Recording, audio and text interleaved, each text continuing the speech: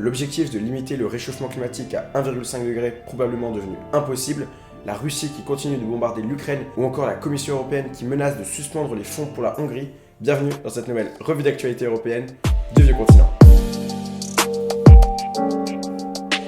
Cette semaine, tout d'abord, on revient sur l'interview de Frans Timmermans, le vice-président de la Commission européenne chargé du Pacte vert, dans laquelle il revient sur la COP27 et sur les objectifs de l'Union européenne en matière de réchauffement climatique à long terme. Alors tout d'abord, pour ceux qui n'étaient pas au courant, entre le 6 et le 18 novembre, s'est tenue la COP27 à Sharm el-Sheikh en Égypte. Et donc la COP, conférence annuelle des parties, elle se tient depuis maintenant 1995 chaque année et elle doit entre autres permettre la négociation d'accords pour lutter contre le réchauffement climatique. Sauf qu'à l'issue de ces négociations, Frans Timmermans a exprimé hier dans Le Monde sa grande déception, allant même jusqu'à dire que le monde entier avait perdu un an. Il a aussi ajouté que l'objectif de limiter le réchauffement à seulement 1,5 degré était aujourd'hui très compromis du fait notamment de la lenteur des négociations. Il faut savoir qu'à l'heure où on se parle, l'Europe ça représente environ 9% des émissions de gaz à effet de serre dans le monde entier.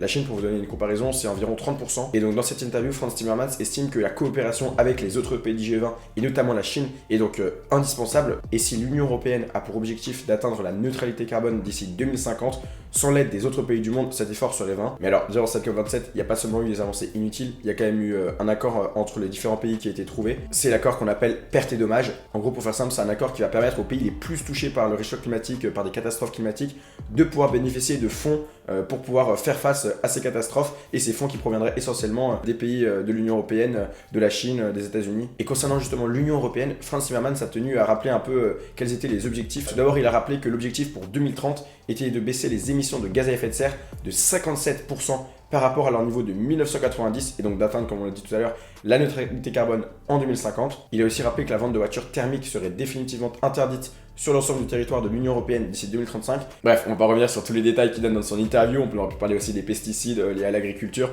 En tout cas, si vous voulez en savoir plus, on vous met un petit lien en description. Deuxième actu lié à l'environnement, l'Agence européenne pour l'environnement a publié un rapport ce jeudi et d'après celui-ci, 238 000 personnes seraient mortes de la pollution en Europe en 2020 liée à une exposition trop forte aux particules fines. Alors pour ceux qui ne connaissent pas, les particules fines, c'est des microparticules qui en fait se trouvent dans l'atmosphère pendant plusieurs jours et ont donc une grande chance de rentrer dans les poumons, dans les alvéoles, ce qui peut avoir ensuite des conséquences mortelles. Il faut savoir que l'Union européenne s'est fixé pour objectif d'ici 2030 de baisser drastiquement le nombre de décès liés à ces particules fines. En 2005, on était plus autour de 430 000 personnes qui étaient décédées à cause de celles-ci et on verra si l'Union européenne parvient à tenir ses objectifs.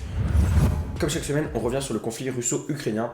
Et pour ce qui est des combats, des bombardements russes ont eu lieu cette semaine, plus précisément mercredi, et ont fait une dizaine de morts et une quinzaine de blessés. Et d'après l'armée ukrainienne, la Russie aurait envoyé pas moins de 70 missiles et 5 drones kamikazes contre le pays. Il faut savoir que la Russie ne bombarde pas essentiellement les militaires ukrainiens, mais les infrastructures énergétiques, privant ainsi plus de 10 millions d'Ukrainiens, on l'avait vu la semaine dernière, d'électricité. Aujourd'hui, il serait environ 6 millions et la plupart se situeraient à Kiev, dans la capitale.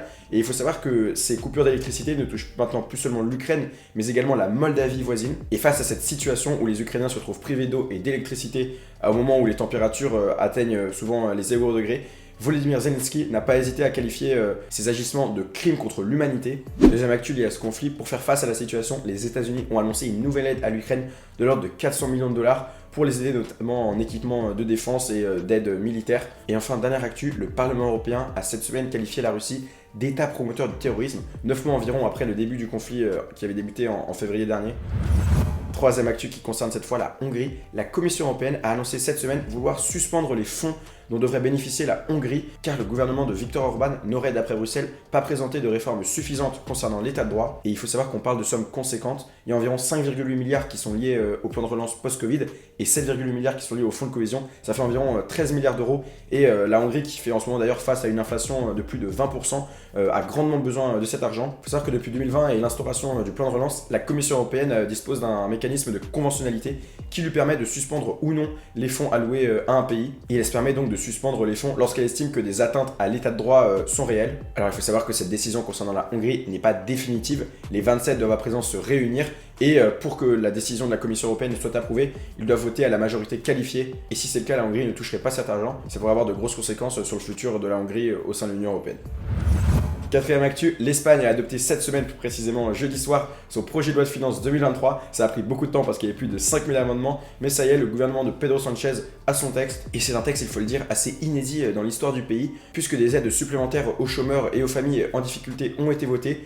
Les retraites sont également maintenant indexées sur l'inflation, mais ce qui a beaucoup fait parler en Espagne, ce sont surtout les taxes sur les banques et sur les entreprises énergétiques qui devraient environ rapporter plus de 7 milliards d'euros à Madrid. Deuxième actu liée à l'économie, Elisabeth Borne se rendait à Berlin ce vendredi pour rencontrer Olaf Scholz et Robert Habeck, le ministre de l'économie allemand, dans le but de développer un Buy European Act pour en gros développer une politique industrielle européenne en subventionnant prioritairement à présent les entreprises européennes et en leur accordant des avantages fiscaux pour que celles-ci restent en Europe et n'aillent pas s'implanter aux États-Unis ou en Chine.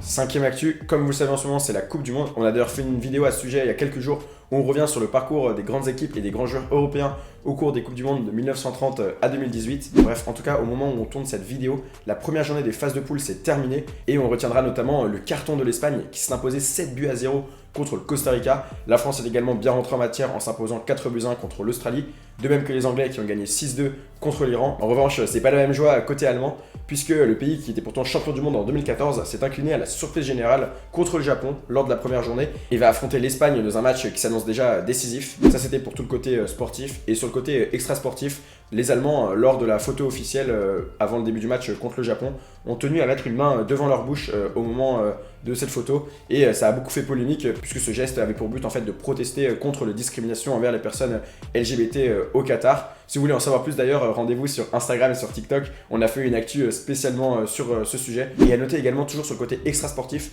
que le Parlement européen a publié un communiqué vendredi dans lequel il dénonce la corruption de la FIFA et a demandé à tous les pays participants de l'Union européenne à cette Coupe du Monde d'exiger une réforme de la FIFA. Bref, on verra ce qu'il adviendra dans les semaines à venir. Toujours est-il que cette Coupe du Monde continue à beaucoup faire parler d'elle, tant sur le plan sportif que sur le plan extra-sportif, et on essaiera de faire un point chaque semaine dans nos revues d'actualité européenne pour vous tenir au courant. Le chiffre de la semaine, c'est le suivant, 67. On a décidé d'innover un peu plutôt que de faire des dates historiques. On revient aujourd'hui sur le décès de Roberto Maroni, qui était l'un des cofondateurs de la Ligue du Nord. Il a été par ailleurs 3 fois ministre sous le gouvernement de Berlusconi et a notamment dirigé la région Lombardie, la région où se situe Milan. Et le parti qu'il laisse à présent derrière lui est maintenant une composante essentielle de la droite italienne. Il siège même au gouvernement de Giorgia Meloni. Et aujourd'hui, on trouve à la tête de ce parti Matteo Salvini. Le débat cette semaine, c'est le suivant. Peut-on toujours limiter le réchauffement à 1,5 degré d'ici la fin du siècle? N'hésitez pas à réagir dans les commentaires. N'oubliez pas de lâcher un gros pouce bleu si la vidéo vous a plu. Et on se retrouve mercredi pour une nouvelle vidéo.